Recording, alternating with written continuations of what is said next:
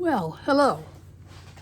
Patty here, the country wife from Vermont, now living in South Carolina. I hope you had a wonderful week. I hope all is well with your family and that you've been able to organize yourself, be healthy, and have a lot of fun with your handwork. It's been a good week here. I'm trying to think, health-wise, well, it's been a good week. I have been up and down on the scales and I'm still moving forward. Organization this week, well, actually we had company coming for lunch on Wednesday, so I had to clear off the dining room table. Right now it's filled up again, but at least it's clean, and I did move off all the eyesores. And I also cleaned the island, which was a big issue. It needed to be done, and I moved the big tub of stuff that I moved off the counters back onto the counter, but it's in the tub, so it's not quite as bad looking. And that's it for the organization. I think, no, I didn't. I did do another thing, is I had all of my projects, many projects in bags, all kinds of bags. I told you that last week. And I took all the bags that were around my chair my knitting chair in the living room, and found a new home for them. Actually, I had a big tub behind the chair with a whole bunch of stuff. Plus I had several other bags that had stuff in them, and I was able to throw away some things, and the rest of the things went to their homes. And then the tub behind the chair is now the home for the knitting and crochet projects that are downstairs. Anyway, that is a good thing. I'm very happy with that. So when my friend came today to knit, it wasn't quite as bad. We only had 2 bags there and 1 auxiliary bag. Anyway, so that's it. So now on to handwork. We had and completed projects. I finished those placemats. You'll recall that last week I put up a video on the disastrous warp that I had on the 16-inch rigid heddle loom. One day, actually it was last Saturday, I said, okay, I can't take this anymore. I'm gonna work on it. I started on Friday. I got the warp so that I could start weaving, and I spent all day Saturday. And when I say all day, I mean all day. I started at 10 in the morning, and I cut the project off the loom just before 8 o'clock that night. I was a basket case, but I got the job done. And so this is what we've got. So here's one. So 3 of these are the same design, except the background color, the weft was different. So this was the orange weft background. This was the blue background. This is the yellow background. And this is the one where I changed the weft. And I love the way it looks, except that carrying the yarn up the side is not ideal. I haven't figured out it's perfect on one side, but on this side, well, it makes kind of a braid. It's not so bad. It could be worse, but I have decided that I'm probably not going to do a lot of 3-color items from now on, though the very next project that I'm going to put on the loom is going to be a 3-color project, because that's what the person wants. And so there's the placemats. The placemats are done.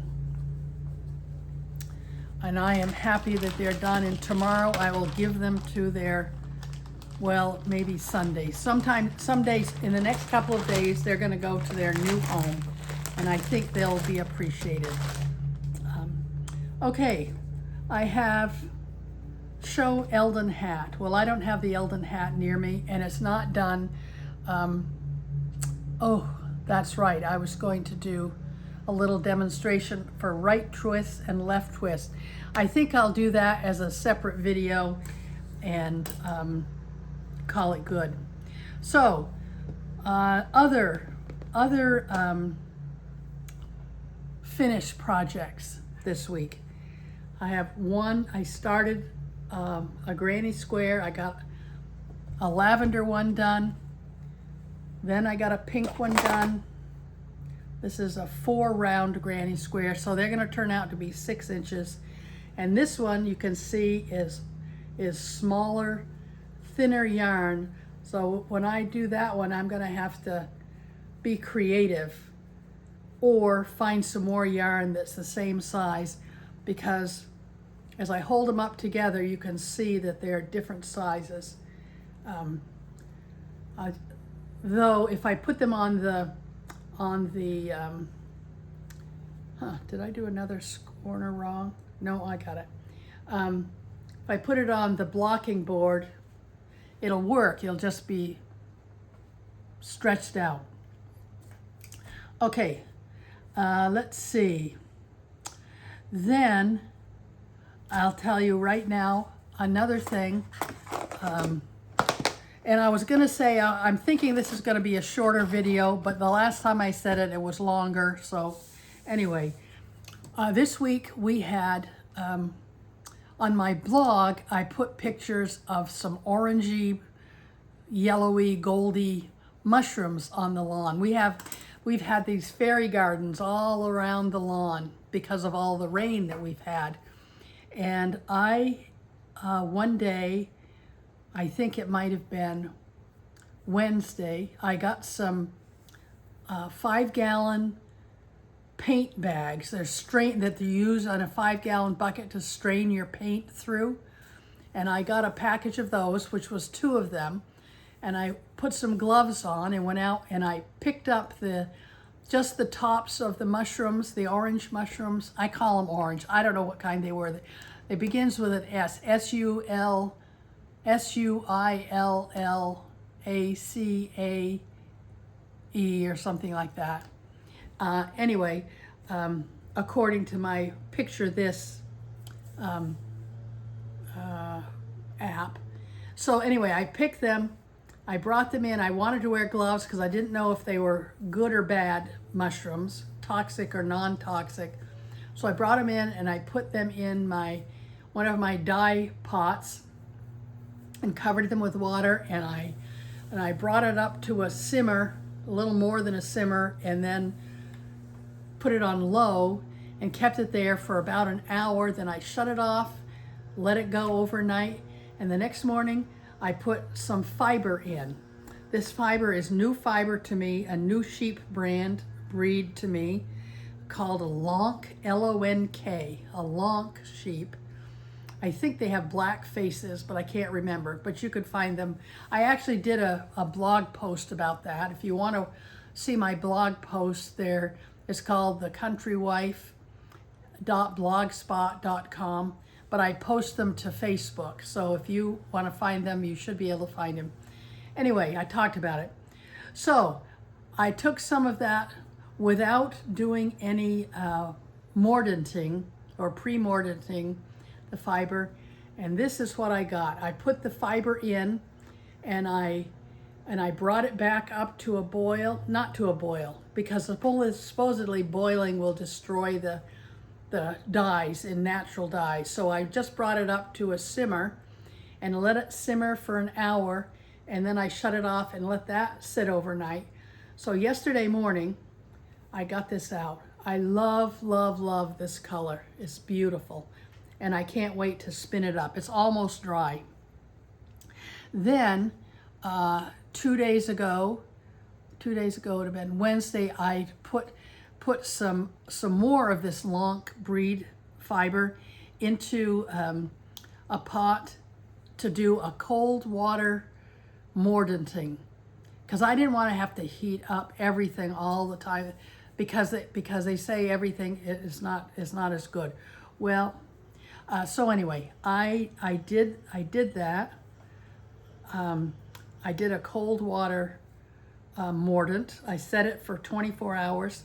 Then yesterday, I took the fiber that I had, and out of the pre-mordanting alum water, it was alum that I pre-mordanted with, and put it in the mushroom dye, and I brought it up to a simmer and let it simmer for an hour, shut it off, been there overnight. This morning I brought it out, and this is what I got.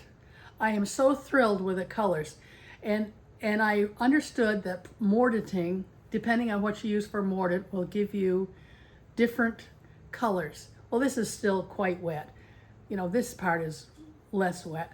Anyways, so we got that and that. So this has had the mordant, and this has not had the mordant. So they're a little bit, I don't know if you can see it in the light, but they're a little bit different. This is a little brighter. Anyway, I'm very happy. So today, I went out and we had some white mushrooms out there. So I have pulled up the second bag. I put in the tops of the white mushrooms, and not as many mushrooms as I put in for the orange one. I call them orange mushrooms. This other kind is starts with an A. I can't tell you what kind of mushroom. But anyway, I'm going to see what happens. And I've already got some mordanted fiber in there. I mean, ready to go. And I think that what I'll do is I will soak another section of these are about seven grams of fiber that I tried. And so I've got 3 more 7-gram pieces of the lonk in the mordant, and I'll get a 7-gram piece. I'm looking around and I can't see that lonk fiber right this minute. Oh, there it is. Anyway, so I'm thrilled about that. So tomorrow, I've just shut off the white mushrooms, and they're going to be sitting overnight, and then tomorrow I will put the 2 pieces of fiber in just to see if we get a different color there. See if we get any color since they're white. I don't know if we will. Anyway, natural dyeing is all an experiment. But my friend who was here to knit said she's got a whole bunch of orange mushrooms. And I think, oh man, those were they make such a beautiful color. I'd like to make a lot of them. So anyway, I'd like to use the fiber for spinning. So anyway, we'll see. So that's the end of the mushroom for today. And one final thing. So this week I've talked about going to the Family Search Center and volunteer there multiple times every week. And on Tuesday when I was there, I started looking at the Family History Guide, which is a wonderful website. If you want to do family history research and you don't know what to do, or even if you do, there are thousands of articles there, many videos on any kind of family history work that you would like to do. There's information there. It is a free website. You don't have to download an app. It works well with both Windows or what is this called? Android and Apple products, iPhones. It works fine with everything. And it is set up to teach you how to do what you need to do. And so I was starting it because we're going to have workshops. Maybe in the fall we'll start having some workshops where we can go through various things, and people working together can learn different, because everybody has different families and they want to find different things. Some people may want to do research in Ireland. Other people want to do research in Mongolia, or they want to learn about adoptions and whatever it is. If we have a workshop together, everybody can work on their own thing and share what they're finding out. At least I imagine that we can do that. I hope we can. So anyway, as I was doing the preliminary, the overview again, I happened to go to a website, a YouTube channel called Genealogy Tools, Tools, Genealogy Tools. And the man that does that, or the one that I saw, he happened to mention Reunion for Mac. And that is the software, the database program I have on my laptop to do family history work. And he talked about doing how you should put your sources in. And he said, I'd been putting all my sources into free form sources. And I realized when I was watching him that that was not as valuable a way to put the sources in. And I have like 200 or 300 sources there. So yesterday, I wanted to go back to that video, and I did find him again and found out how he was setting up sources in Reunion for Mac. And he does them the Elizabeth Shown Mills way. She wrote this book that everybody who's a genealogist knows called Evidence Explained. The subtitle is Citing History Sources from Artifacts to Cyberspace, the 3rd edition, Elizabeth Shown Mills. It is excellent. I've heard that there's a new version, but I'm not going to get it. This has got enough for me in it. But probably anything that you want to cite has got information in there, and it is very specific and very useful. So I did what the man on Genealogy Tools said, and I set up a new template for print publications because I have a number of books as sources, and I started putting them in. And yesterday I probably shifted 10 of those sources into